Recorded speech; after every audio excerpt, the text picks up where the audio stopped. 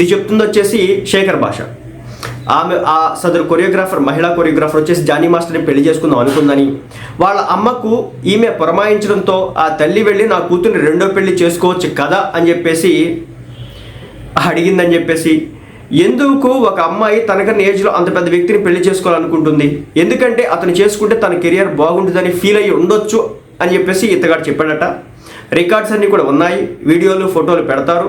విడిపోయిన తర్వాత కూడా అతన్ని రెచ్చగొట్టే విధంగా వీడియోలు పెట్టిందని, కొన్ని ఫోటోలను అయితే కొన్ని యూట్యూబ్ ఛానల్స్లో షేర్ చేయడం అయితే జరిగింది. ఇక దాంతో ఆ మహిళ ఎవరైతే ఉన్నారో ఆమె వచ్చేసి శేఖర్ భాష మీద కేసు పెట్టడం అయితే జరిగింది.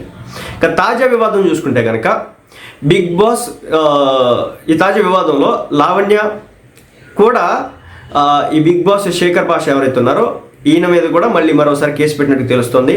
మస్తాన్ సాయి కలిసి తనను డ్రగ్స్ కేసులో ఇరిగించాడని చెప్పేసి